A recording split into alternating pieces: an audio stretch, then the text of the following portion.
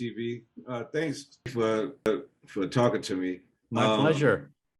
I guess my first question is, as a showrunner, I noticed on this season that you wrote Meet the Family and Oblivion, kind of like the bookends of the season, and had different writers in between. Was it important for you to intro and like really guide that in on the intro and the end? Not really. I think it just is more of my time as a showrunner and what I'm doing. But I do a pass in all the scripts, so I have my hands in all of them.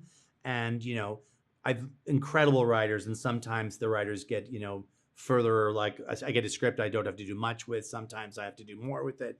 But I do go through all of them so that it has a continuity and a certain feel that feels like one show. If not, all the episodes would feel slightly different. So I've got my hands on all of them. But yeah, I like the first and the last just because I have so much to do in between producing the show. That's why I tend to do the bookends.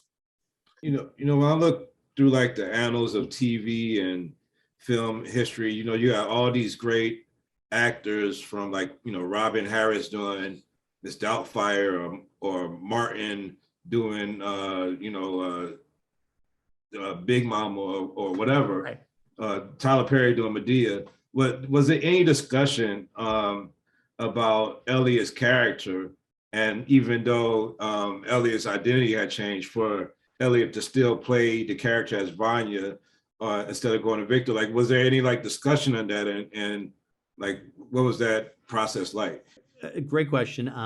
When the season was finished, before Elliot called me to tell me he was transitioning, and to his credit, he didn't say I had to do one or the other. He left it in my hands. He said, "I trust you. Whatever you decide to do." Ultimately, I made the decision to make the transition. I thought I wanted to tell a story, a positive story about a trans story, and I didn't want to make it the story, but I wanted to make it part of our world. And that's how it went. But I could have not done it, but it didn't feel right not to do it. I felt it was important to show this story in a positive light. Did it tweak any other characters?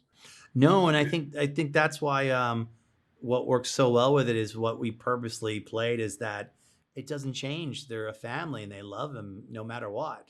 He's changed, and they say, "Great, now we're going to yell at you for something you did that has nothing to do with that." But like that was what we wanted to get across, is that there's acceptance within this family, and it didn't matter if this character transitioned.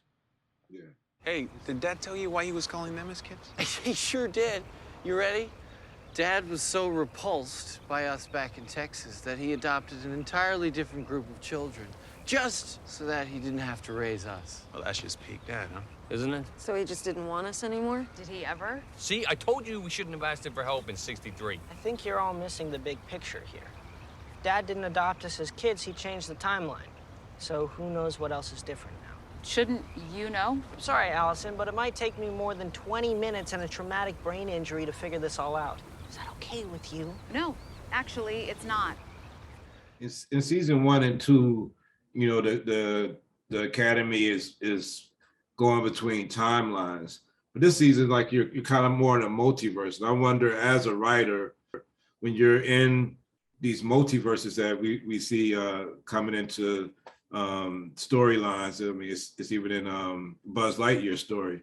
Does it allow like some type of cheating in the story? Since now stuff doesn't have to be correct or whatever else. And do you actually like try to like, make something really off cue because you're in this time lapse? I don't think we're in a multiverse in this season. I think we're actually tracking the season 2 timeline. The only difference was Hargreaves did not adopt the Umbrella kids. He said, forget them. And he adopted a different set of kids. But I mean, it's still the same house. It's still the same bedrooms. It's just the Umbrella kids say, you're in our house. And then the Sparrows say, no, we're not. So it really is only the same timeline. We haven't gone multiverse yet. I'm not saying we couldn't down the road, but right now we're still in the season 2 timeline. Oh yeah, that definitely made me understand.